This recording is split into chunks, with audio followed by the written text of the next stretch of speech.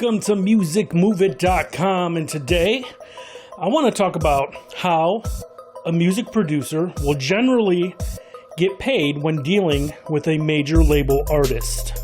Now, let's just start by saying that the way I'm going to be talking about the subject is if, say you're the producer and you get picked to work with an artist for pretty much a whole album. I'm not talking just about a single, but for right now I want to talk about if you got to do a whole project for one artist, what to kind of expect when you're dealing with a label and what to do with the artist.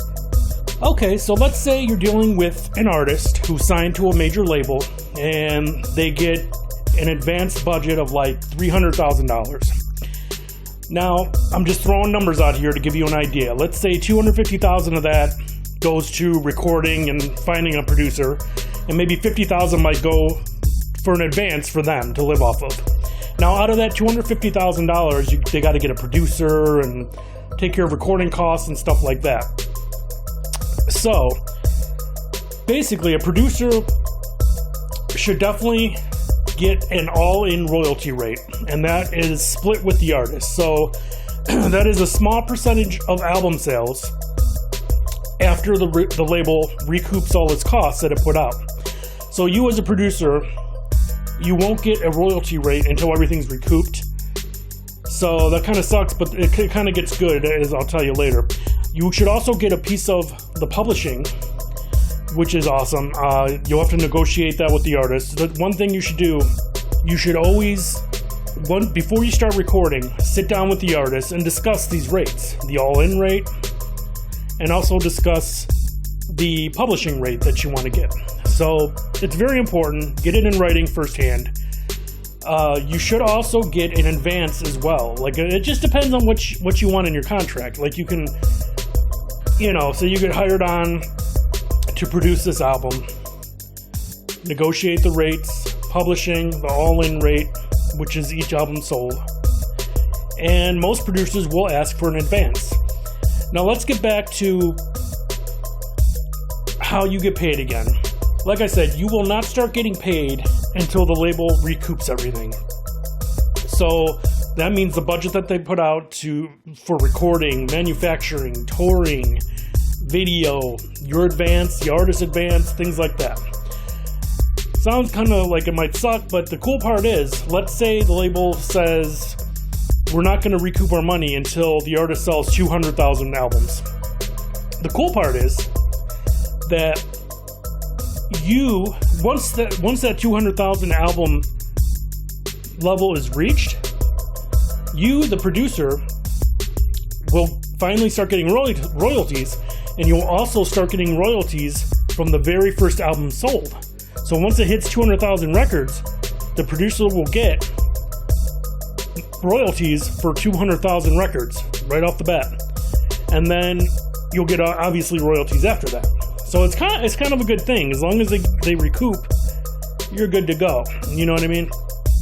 So, it's interesting how things work. But, I mean, it makes sense. It's all business. But if you do get to work with a major label and produce an album for a major label artist, it's a big thing. I mean, basically, you're the person who's going to be guiding this album. How you want it to sound, the flow of it, you and the artists and the songwriters and whatnot, or whatever you have going on, are all in charge of this. And it's important because obviously the label has the final say of what they want. But so, to go over it again, you as a producer, you get hired in to work with the label, major label artist on a label. You should get an advance. You negotiate your all-in rate, which is off album sold. You don't get paid until everything's recouped, but you do get paid from day one record sales, which is nice once that recoupment is done. Then you should also negotiate publishing, how many points, or what percentage, or what the split is, things like that. And it's basically as simple as that. I mean, I'm leaving some things out, I'm sure, but that's the basics of it. And if you have a big artist, it's obviously worth it. If every label does this for the most part, a variation of it or something like this. Even indie labels do the same thing, or a version of it. And if you have your own label, you should kind of follow this rule as well. Like, say you have your own label and you're producing your acts. Follow that general rule. So, I mean, it's not that hard. It's not that hard to understand. There's just certain rules and negotiations, and I mean, it's whatever you negotiate. I mean, this is just a basic thing I'm saying. It's not written in stone how it should work. It's all up to you and the artist and the label what you negotiate. You might not get an advance. You might only get points on the back end or whatever, like after albums are sold, or, it just depends what you negotiate. Now, for a single deal, it's usually different, obviously.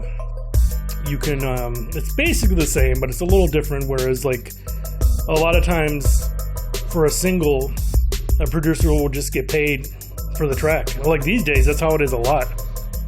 Somebody will get $20,000 for the track. This is like a major artist, but like 20, I'm just throwing out numbers. You'll get $20,000 for the track, and that's it. Maybe a piece of the publishing for each single sold, stuff like that. And for each album sold, depending on what you negotiate. It's all what's in your contract. So, but it's interesting now how things have changed for a producer these days. Like, back in the days, it was like one producer would do the whole album. Think of like Quincy Jones doing Thriller for Michael Jackson, like that type of thing.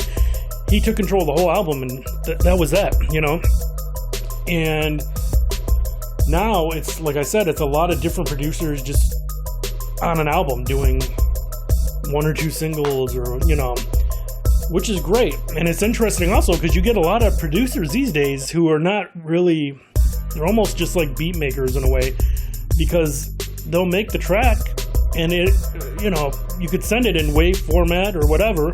You could even send a Pro Tools session through email to another state, another country, whatever, to this artist. They can record it, someone else mixes and masters it, and that's it. I've heard of cases where a producer hasn't even met the artist and they did a record for him.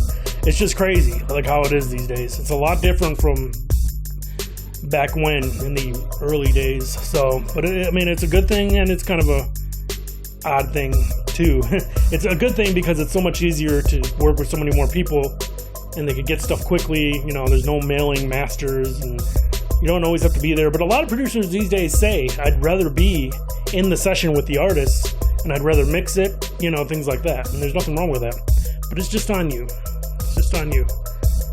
So that's it for now. Keep all this in mind. This is just basic stuff. I know I left some things out. I know I may have not mentioned certain things, and I know that. But it's the basics of how it generally could work. So if you like this video, give it a thumbs up. And subscribe, please. I have many more videos you can watch. Please leave a comment. Ask questions. Do whatever. And I will see you next video. Thank you so much. Thanks for watching my videos. And I wanted to tell you about a few things. I'm going to leave some links in the description below, so make sure you take advantage of them. I want you to check out and download our ebook. It's a step-by-step guide to release your own music from start to finish. Check out the link below. It's called Release Your Own Music, a step-by-step guide. Download that today.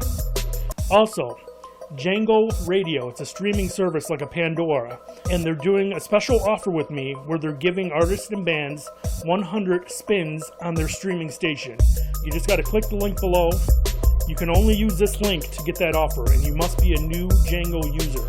It's an excellent opportunity to get your music out there to more people. Check it out, click the links, and we'll see you soon. Thanks.